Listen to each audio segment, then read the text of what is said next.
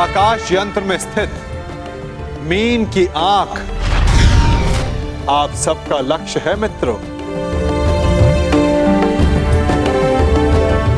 संसार के सर्वाधिक शूरवीर और बलशाली यहां उपस्थित हैं, परंतु प्रश्न यह है कि आप में से इस जल प्रतिबिंब को देखकर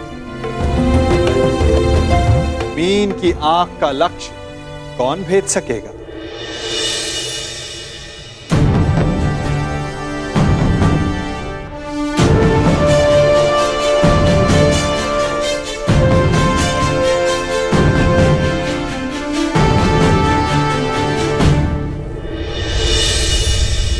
मुझे किसी भी मूल्य पर लक्ष्य भेदना है मित्र। मुझे विजय प्राप्त करनी है।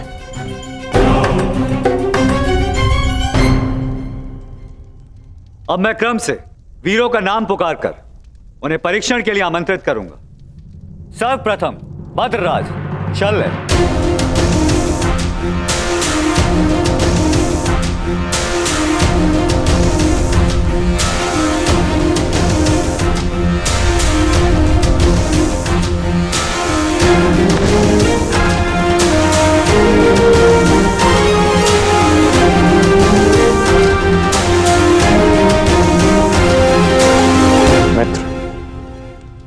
आज कोई क्रोधित भी नहीं है, इसलिए मद्रराज के पास कोई अवसर नहीं किसी की शक्ति छीनने का।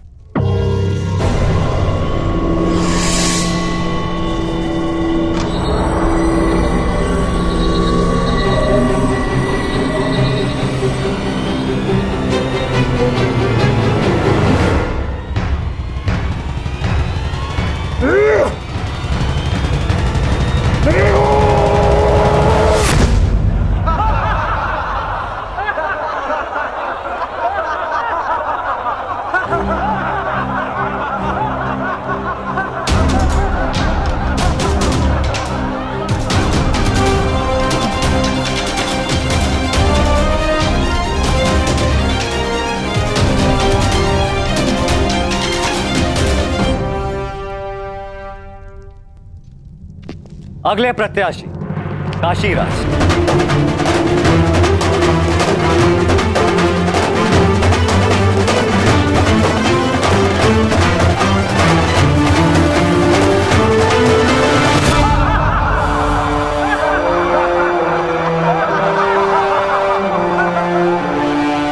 क्या यह असंभव लक्ष्य नहीं है सखा?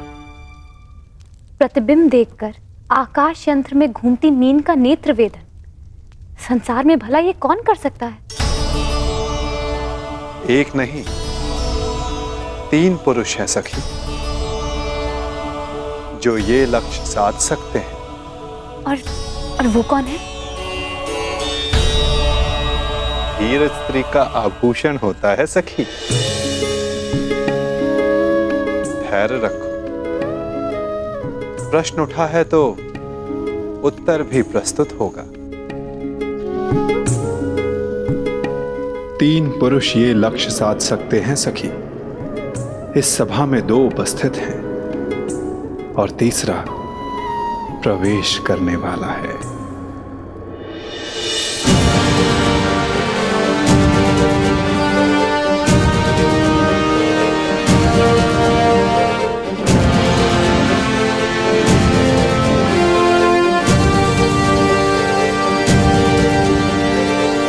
अगले प्रत्याशी भगत नरेश जरासंध।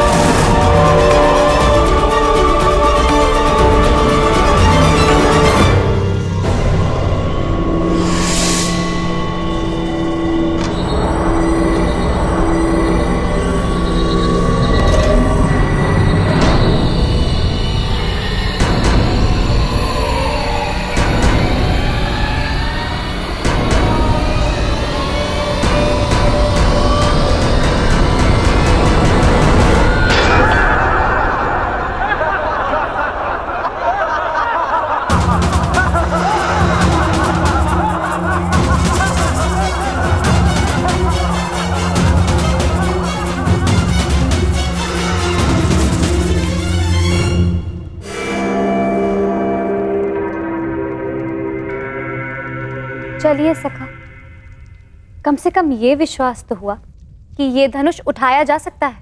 वैसे सखा, क्या अर्जुन भी ये धनुष उठा सकते हैं?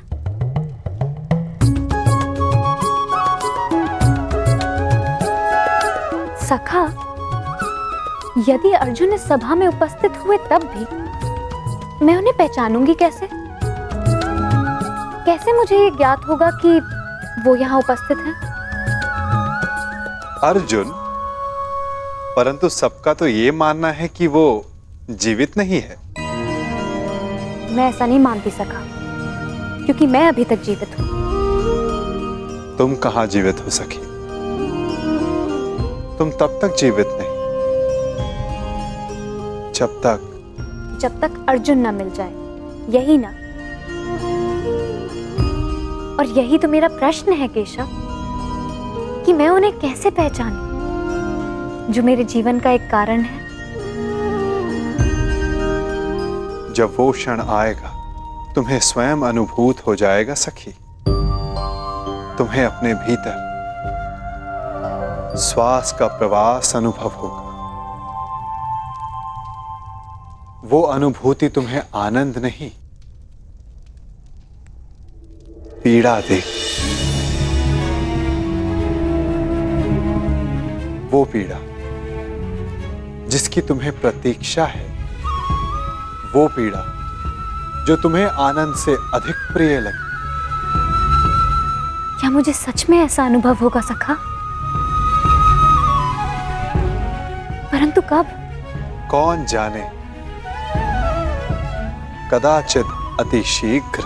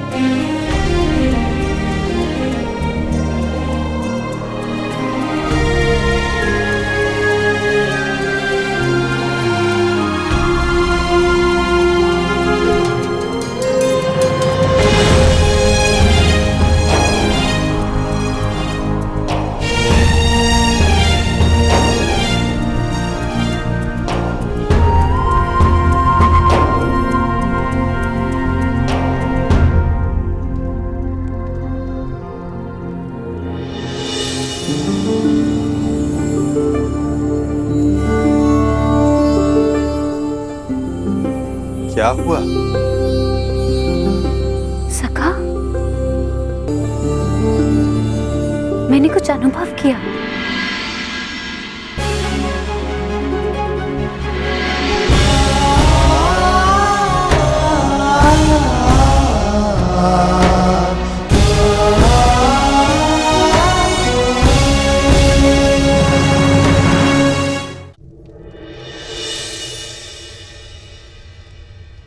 यश भ्राता, वो कौन है जो मेरी ओर देख रहे हैं? जो राजकुमारी के समीप बैठे हैं वो वासुदेव कृष्ण हैं, द्वारकाधीश। हमारे ममेरे भाई भी हैं, परंतु वो तुम्हें नहीं देख रहे। वो स्वयंवर में आए सारे प्रतिभागियों को देख रहे हैं। वो कमल नयन वाले हैं, इसीलिए सबको लगता है कि वो उन्हें ही देख रहे हैं, परंतु नहीं।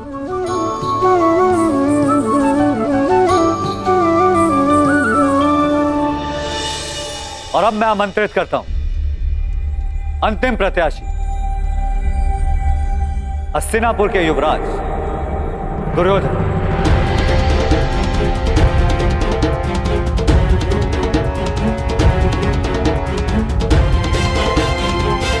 अंतिम?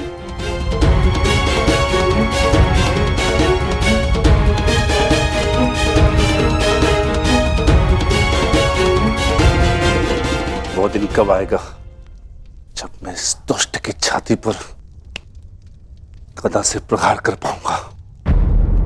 शांत, ये माता श्री की आज्ञा है, स्मरण रखना। हमें यहाँ पर किसी की दृष्टि में नहीं आना है। हम यहाँ पर स्वयंवर देखने आए और कुछ दक्षिणा लेने, बस।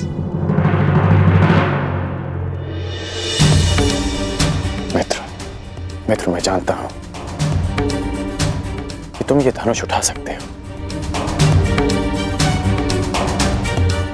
परंतु स्मरण रहे कि तुम अपने पांव के मध्य तनिक दूरी बनाए रखना, ताकि तुम धनुष का बोझ संभाल सको। धनुष का एक भाग भूमि पर रखना, ताकि प्रत्यंचा चढ़ाते समय धनुष तुम्हारे हाथ से छूटे ना।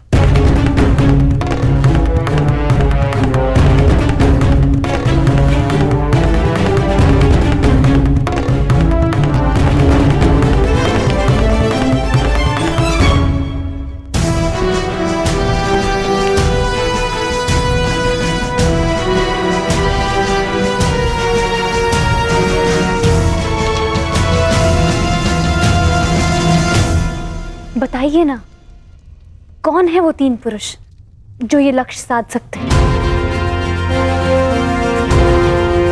पहला मैं स्वयं, दूसरा पांडु पुत्र अर्जुन और तीसरा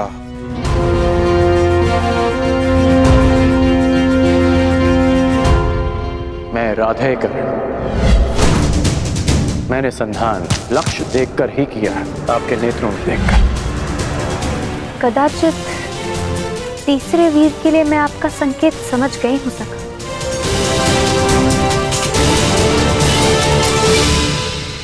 परंतु वो इस स्वयंवर में भाग नहीं ले रहा है। आशा यही है सखी, परंतु नियति क्या कहे कौन जाने।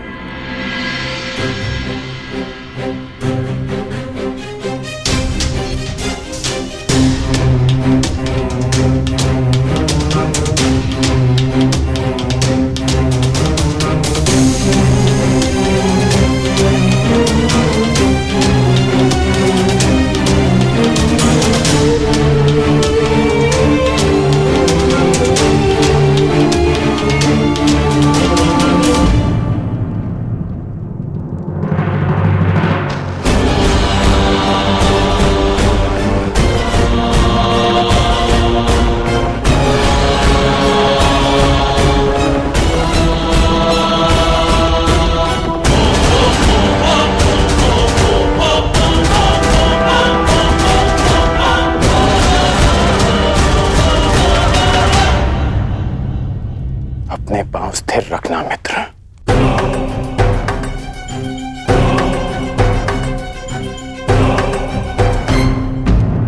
अब धनुष का एक भाग भूमि पर रखो।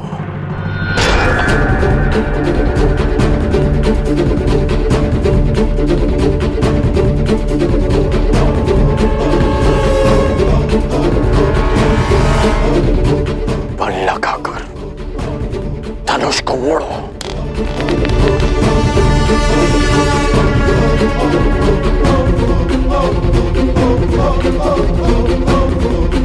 धैर्य रखना मित्र,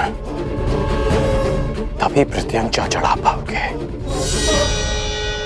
ये दुष्ट कहीं लक्ष्य साध न ले। नहीं भ्राताश्री, उसकी पकड़ दुर्बल है और प्रत्यंचा तेलीय है, दुर्योधन के हाथ से फिसल जाएगी।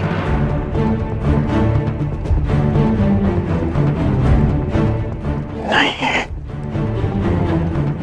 एकाग्रता बनाए रखो दुर्योधन। यदि ध्यान भटका तो प्रत्यंचा हाथ से छूट जाएगी।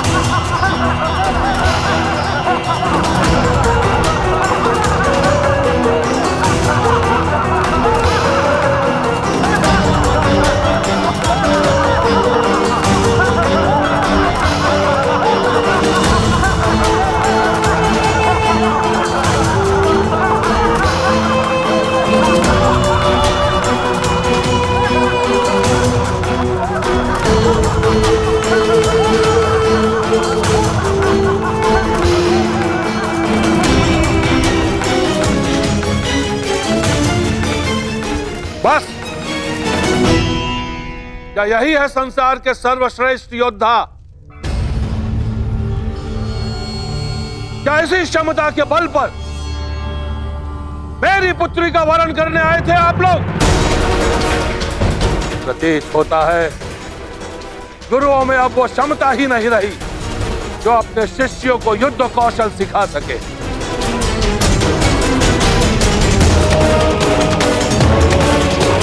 मेरी पुत्री का स्वयंवर अधूरा रह जाएगा, इस बात का दुख नहीं है मुझे। अभी तो खेद इस बात का है कि संसार के सर्वश्रेष्ठ योद्धाओं में से एक भी योद्धा ऐसा नहीं है जो इस परीक्षण में सफल हो सके। महाबली मानकर आप लोग अपने आप से छल कर रहे हो। चलिए पंचाल राज।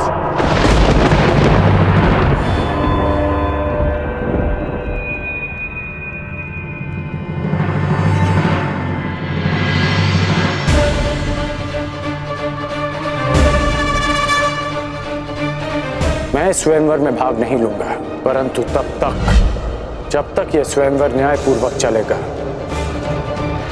और मेरे मित्र दुर्योधन के साथ कोई अन्याय नहीं होगा।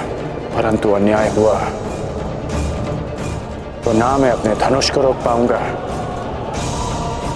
और ना ही मेरे बाण मौन रहेंगे।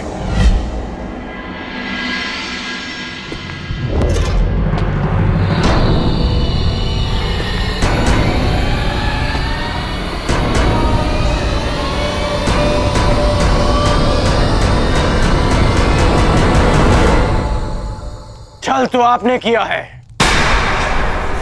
यदि आपको अपनी पुत्री के लिए एक धनुर्धारी चाहिए था तो शेष योद्धाओं को यहां बुलाकर अपमानित करने का छल क्यों किया आपने?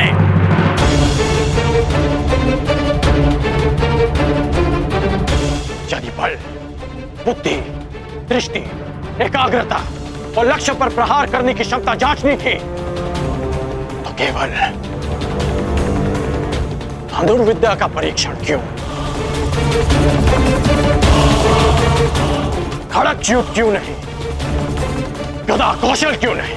आप वसुदेव कृष्ण के परीक्षण पर संदेह कर रहे हैं। आप इन पर पक्षपात का आरोप लगा रहे हैं भद्र पुरुष। हाँ,